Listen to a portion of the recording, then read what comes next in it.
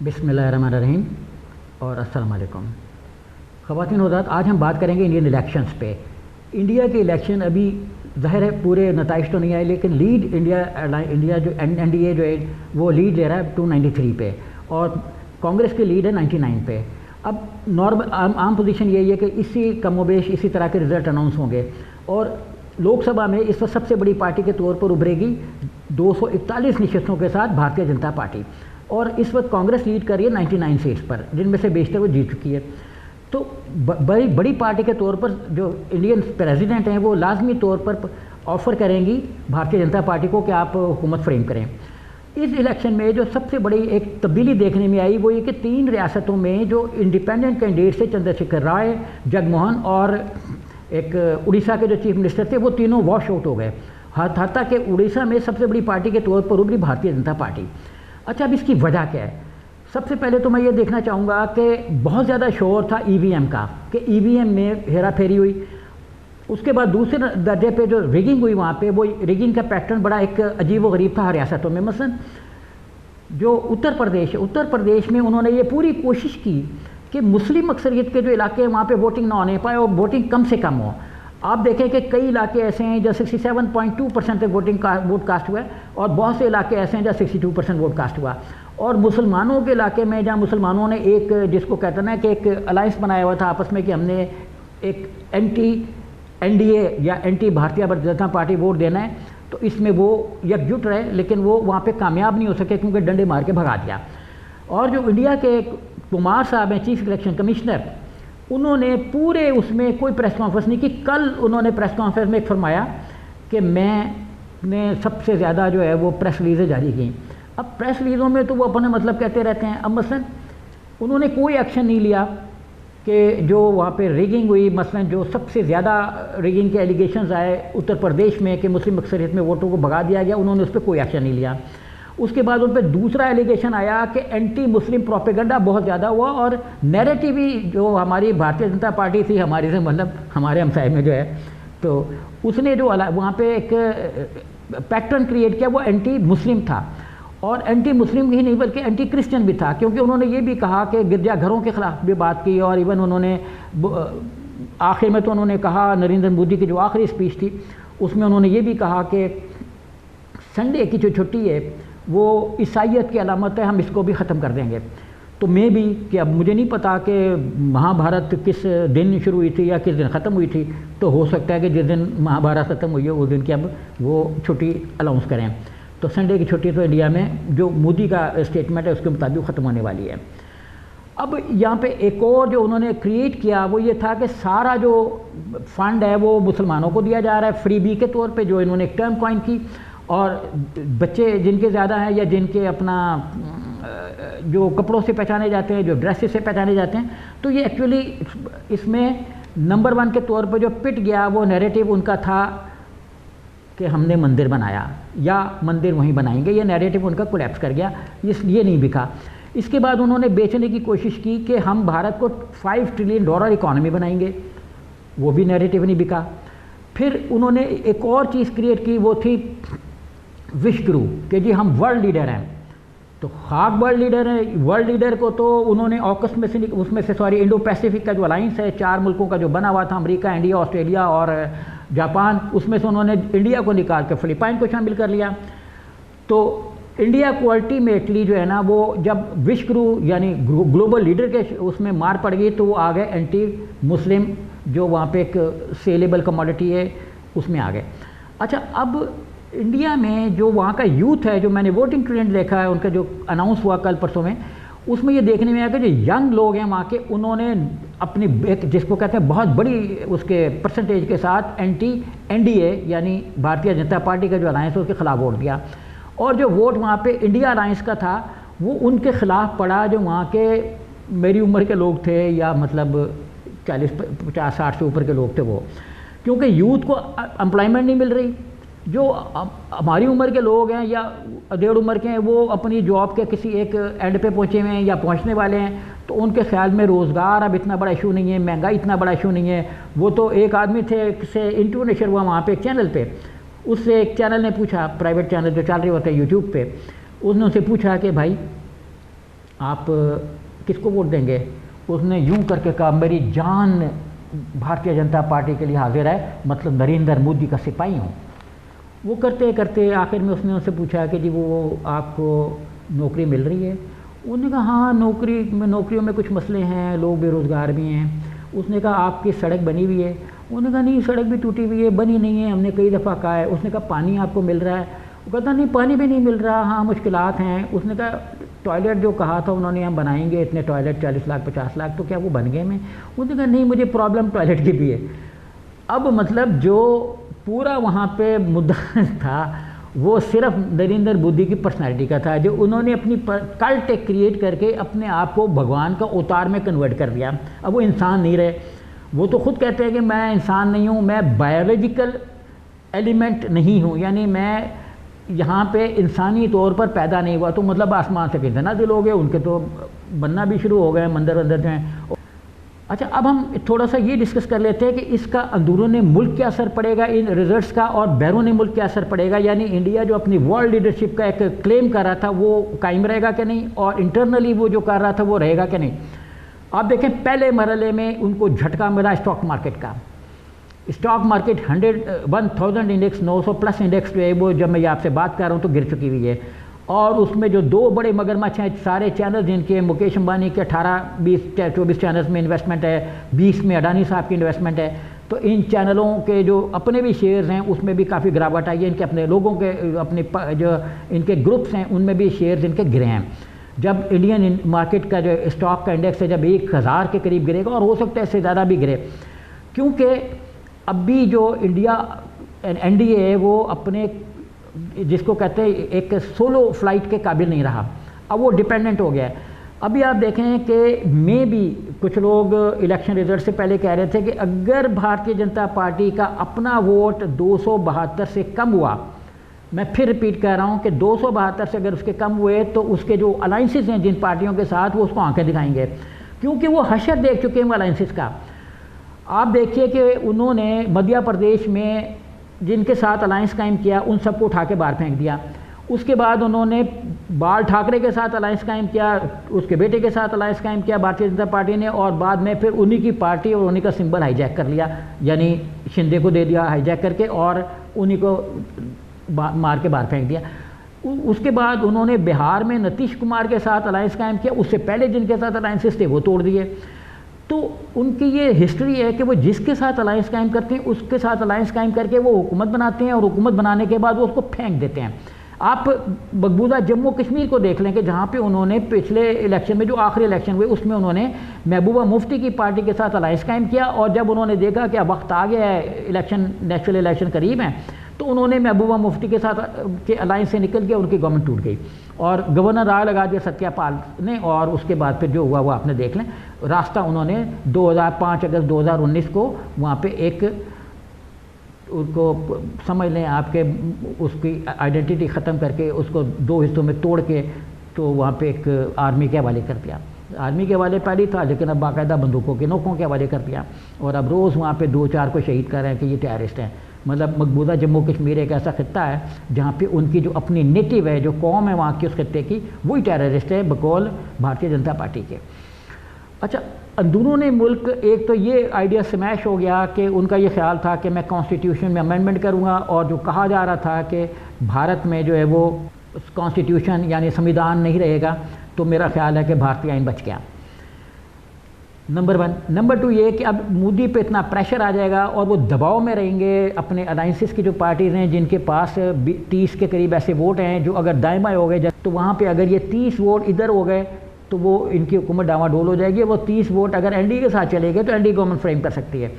अच्छा, लोग ये भी कह रहे हैं कि इंडिया अलायंस गवर्नमेंट बना सकता है। तो लोग ये भी कह रहे हैं कि एनडीए की हरकतें और मोदी साहब की जो कोशिशें हैं वो लोग देख चुके हैं, तो मे बी कि अगर भारतीय जनता पार्टी के वोट बैंक 200 वोट उनके 272 से कम हो तो फ्यूचर हुकूमत जो है वो इंडिया अलायंस बना ले, क्योंकि वो जो 30, 35, 40 नशिस्तें इनके अलायंसेस की हैं, 30 नशिस्तें, वो अगर उसके साथ चली जाती है इंडिया अलायंस के साथ, तो गवर्नमेंट इंडिया अलायंस फ्रेम कर लेगा। मतलब अभी उन पे दरवाजे इतने ज़्यादा बंद नहीं हुए क्योंकि भारतीय जनता पार्टी की अपनी सीटें कम हैं। अच्छा, अभी अब लोग ये कह रहे हैं कि ये जो प्रेशर है उस पर मोदी पे वो बड़ा पड़ जाएगा और दबाव में आ जाएंगे। और फिर लोग ये भी कहते हैं कि नरेंद्र मोदी की जो पॉलिटिक्स है वो बड़ी ग्रैब करके पॉलिटिक्स है, वो सेल्फ सेंटर्ड आदमी है। आप अगर उनकी पूरी कैंपेन देखें तो पूरी कैंपेन में उन्होंने कहीं नहीं जिक्र किया भारतीय जनता पार्टी का। मोदी का वादा चलता रहा है, हत्ता कि जो जेपी नड्डा उनके प्रेसिडेंट हैं उन्होंने आखिर में ये भी कह दिया कि हमें आरएसएस की बैसाखियों की ज़रूरत नहीं है। तो फ्यूचर की जो अंदरून इंडिया पॉलिटिक्स होगी वो एंटी यूथ होगी, क्योंकि यूथ ने उनको वोट नहीं दिया। वो एंटी आरएसएस होगी, क्योंकि आरएसएस को उन्होंने बिल्कुल क्लीनली, क्योंकि जेपी नड्डा नहीं कह सकते कुछ भी मोदी साहब के अप्रूवल के बगैर। तो जब उन्होंने आरएसएस को झंडी करा दिया तो आरएसएस अफवारी हो गया। मेरे पॉइंट ऑफ व्यू से नेशनल पॉलिटिक्स में उसका इन्फ्लुएंस रहेगा, लेकिन जो पॉलिटिकल पावर है उसमें मोदी साहब अपना कायम करने की कोशिश करेंगे, लेकिन उनको झुकना पड़ेगा अपने अलायंसेस के सामने। अच्छा, अब अंदरूनी मुल्क और इसमें तब्दीली ये आएगी कि इंडियन इलेक्शन जिन पे आज तक कभी किसी ने उंगली नहीं उठाई थी वो अब उंगलियां उठाएंगे। कि नंबर 1 ये कि अक्सरियती इलाकों में वोट बैंक जहाँ पे जिनके थे मुसलमानों के उनको भगाया गया, दलित के साथ क्लैश हुआ। और मसलन उड़ीसा को आप देखें कि उड़ीसा में वोट बराबर बराबर है, 41% जो आखिरी मैंने देखा इलेक्शन कमीशन के, वो दोनों के 41% वोट है। लेकिन मोदी की सीट्स जो है ना वहाँ पे बहुत ज़्यादा चली गई, उनको अपना 77 सीट चली गई। मैं सूबे की रियासती असम्बली की बात कर रहा हूँ। और अपना ये जो कांग्रेस थी ये 40+ पे रह गई। तो अब ये जो ड्रामा था ये अभी फुली एक्सपोज उस वक्त होगा जब इलेक्शन रिजल्ट्स आएंगे, टोटल रिजल्ट्स अपना पोलिंग स्टेशन वाइज। क्योंकि ये भी कहा जा रहा है कि ये जो इतने देर से रिजल्ट अनाउंस हुए, देर से मीन्स कि इतना वक्फा दिया गया, इतना वैक्यूम और गैप दिया गया बीच में, जिसमें एक बड़ी तादाद में कई दर्जन लोग जो हैं गर्मी की वजह से मारे भी गए। तो इस गैप में उन्होंने मैनेज किया और इस बात की कुछ दबे दबे लफ्ज़ों में जो चीफ इलेक्शन कमीशन इंडिया हैं उन्होंने थोड़ी सी वजाहत करने की, हुई तो नहीं लेकिन करने की कोशिश की कि हमने रिजल्ट क्यों देर से अनाउंस किए। उन्होंने कहा हमने बाइफरकेशन में थोड़ा सा दे दिया था, बाकी टोटल आप कर लें। तो ऐसा होता नहीं है, कंप्यूटर के पास जब है तो एक बटन ही दबाना है, टोटल भी कंप्यूटर दे देता। तो एक तो इंडियन इलेक्शन के अंदरूनी मुल्क जो शफाफियत का मामला था वो ख़त्म हो जाएगा। अच्छा, अभी ये इलेक्शन बहुत कस्मपुरसी की हालत में दूसरी जमातों के लिए हुए, क्योंकि भारतीय जनता पार्टी की हुकूमत ने 2-3 चीफ मिनिस्टर्स की फैमिलीज और उनके ख़िलाफ़ कार्रवाइयाँ की हुई थी। दिल्ली के चीफ मिनिस्टर जेल में थे जिनको सुप्रीम कोर्ट ने इलेक्शन कैंपेन तक रिहा किया। उसके बाद जो बाकी इंडिपेंडेंट चीफ मिनिस्टर थे चंद्रशेखर राय और जगमोहन, इनकी भी फैमिलीज़ पर थे। उसके बाद मुकदमे थे, किसी पे अपने मुकदमे थे। तो अभी ये इन पे दबाव रहेगा कि ये इन मुकदमों से या तो पसपाई इख्तियार करें, क्योंकि ये तो अंदर चले जाएंगे जिनके मुकदमे की मैंने जिक्र किया, लेकिन जो इनकी अपनी पार्टियों पे जो एनडीए के अलायंस में शामिल हैं उनके मुकदमे इनको बार्गेन करके मज़ीद ख़त्म करना पड़ेंगे। और इनको अपनी जो एक पावर है फुल किस्म की गवर्नमेंट थी वो नहीं बना सकेंगे। अच्छा, इन्होंने कहा था कि 400 पार का नारा इसलिए दिया था कि हम कॉन्स्टिट्यूशन में अमेंडमेंट करेंगे, और मुसलमानों के बारे में उन्होंने ये भी कहा था कि हम फ़लाँ चीज़ें नाफिज करेंगे, यानी यूनिफॉर्म सिविल कोड, यानी शादियाँ जो वो सिर्फ हिंदू असूलों के मुताबिक होंगी, मुसलमान और ईसाइयों के असूलों के मुताबिक नहीं होंगी। इसी तरह उन्होंने कहा था कि जो फैसले होने जो जैसे जूरिस्प्रूडेंस हर एक का अपना है, क्रिश्चियनिटी में अपना है, हमारा अपना एंग्लो सेक्शन लॉ अलग है, तो उन्होंने कहा था कि सारे इंडियन लॉज के मुताबिक होंगे, तो ये संविधान जिसको वो आइन कहते हैं वो बच गया। अब हम आ जाते हैं इंटरनेशनली नरेंद्र मोदी की पॉलिटिक्स में अगर हम देखें तो उन्होंने सार्क जो कंट्रीज़ थी उनको पसे पुश डाल दिया। उन्होंने ना नेपाल के साथ ताल्लुकात कायम किए, ना बांग्लादेश के साथ किए, ना श्रीलंका के साथ किए, और पाकिस्तान के साथ तो उनकी दुश्मनी कुछ ज़हनी तौर पर है। वो ऐसे लग रहा है जैसे पाकिस्तान ने जो है ना वो नरेंद्र मोदी की शिकस्त का बायस बना है। और इंडियन इलेक्शन में भी मैं ये भी जिक्र करता चलूँ कि पाकिस्तान का बड़ा रेफरेंस है, हमने तो गौर नहीं फरमाया, लेकिन नरेंद्र मोदी ने बड़ा जिक्र किया है, अपोजिशन ने भी बड़ा जिक्र किया है। नरेंद्र मोदी के अपने लोगों ने कहा कि कांग्रेस की जीत का मतलब ये है कि पाकिस्तान जीत गया। इस तरह के जुमले वहाँ पे इलेक्शंस में आए हैं, जिस पर पेटिशंस भी दाखिल हुई हैं कि इलेक्शन कमीशन एक्शन ले, ये क्या बातें चल रही हैं। लेकिन इलेक्शन कमीशन तो काफ़ी हद तक सोया हुआ था।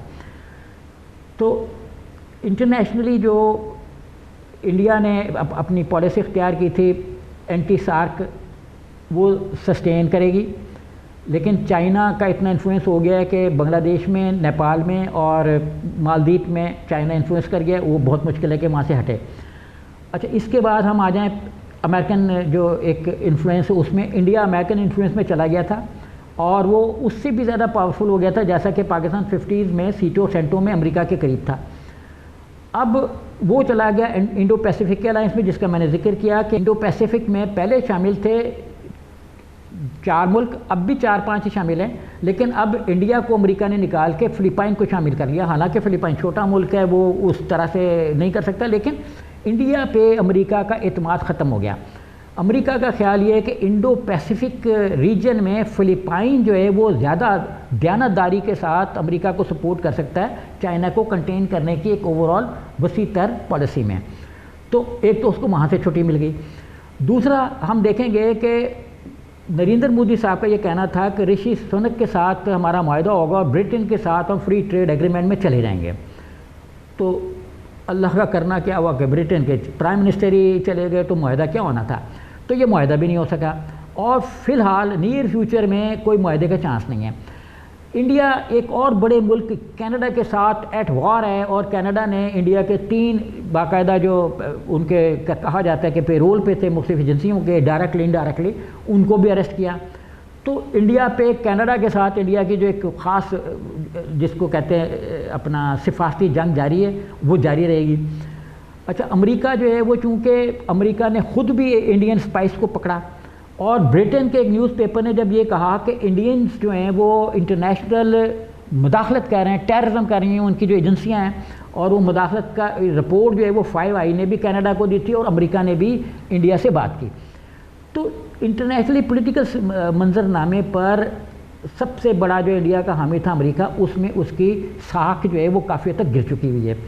और अमेरिका के अंदर जो उनकी NGOs हैं, उनके इदारे हैं और उनके जो ह्यूमन राइट्स की ऑर्गेनाइजेशंस हैं, यूनाइटेड नेशन के जो इदारे हैं, वो मुसलसल रिपोर्ट दे रहे हैं कि अगर इंडिया में नरेंद्र मोदी दोबारा बरसदार आ गए तो ना सिर्फ ये कि ख़त्म हो जाएगा सारा कुछ इंडिया के अंदर जो एक रिलीजियस हार्मनी है और फ्रीडम है, एंड ऑफ द डेमोक्रेसी होगा इंडिया के अंदर। और ये मतलब इंडिया के यूट्यूबर्स ने जो मतलब एक तो होता है मिलियंस, एक 10 मिलियंस में वो उनके वीडियोस चली हैं जो ये कह रहे हैं कि इंडिया में एंड ऑफ डेमोक्रेसी होगा अगर मोदी जीत गए।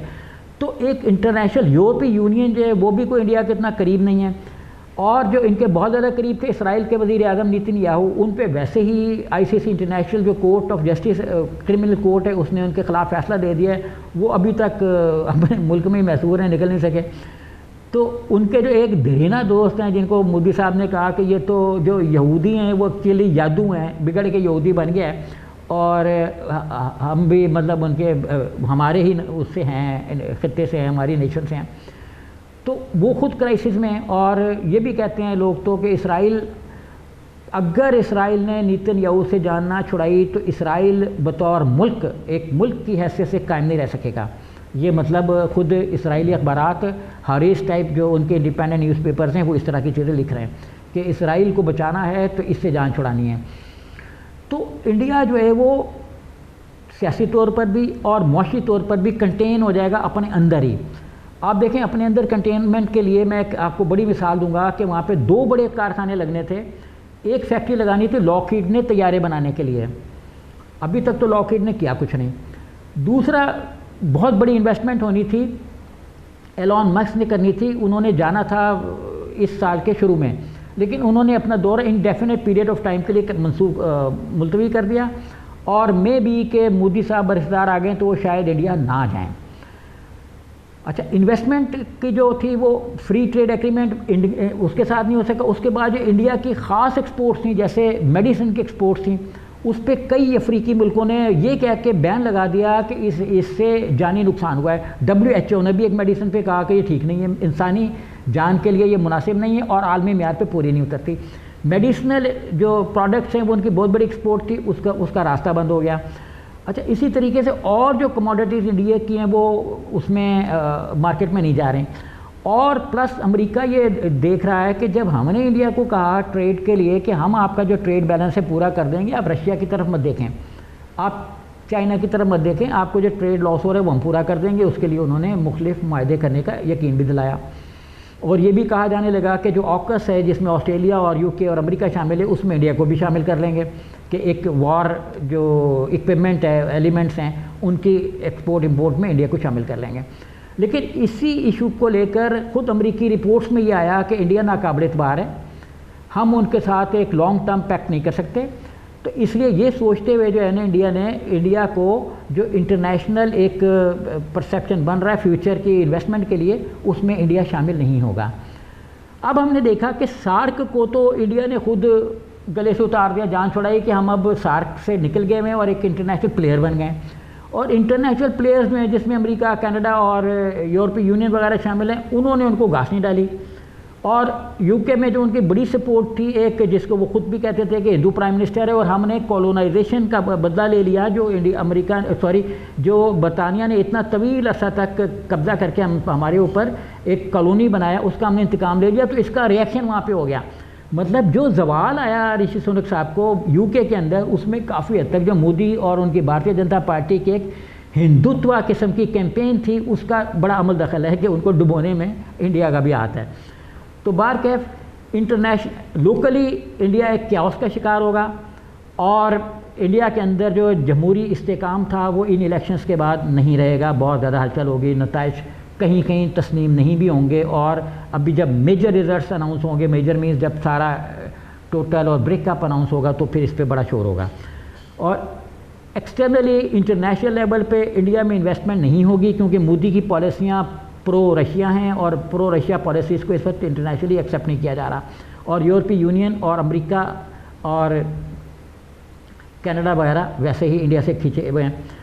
तो इनकी जो एक खारजा पॉलिसी है वो भी एक नाकाम खारजा पॉलिसी होगी और विश्व गुरु बनने का, यानी वर्ल्ड लीडर बनने का जो मोदी साहब का ख्वाब है, वो ख्वाब ही रहेगा।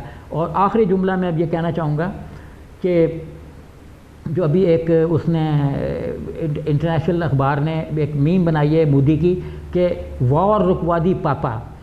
तो अब इस पे ये एक बड़े वहाँ के ओलिवर बहुत बड़े एंकर है, कॉमेडी ने, उन्होंने एक मीम बनाई है वॉर रुकवा दी पापा के, उसमें कि पापा बेचारे तो वॉर क्या रुकवाएंगे।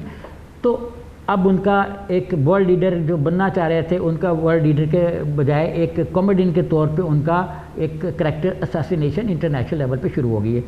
तो मैं मोदी साहब को, बहुत छोटा आदमी हूँ, मशवरा तो देना नहीं चाहिए, लेकिन दूंगा कि वो अपनी ज़मीन को उसको ठीक करें, मुल्क को, और उसको सबके लिए बराबर का हुकूक का रास्ता हमवार करें, वरना उनका वक्त बहुत बुरा आने वाला है। उनके सर से जो हाथ थे वो उड़ चुके हुए हैं। तो अगले प्रोग्राम तक सोए मुर्गो इजाज़त दीजिए। खुदा हाफिज़।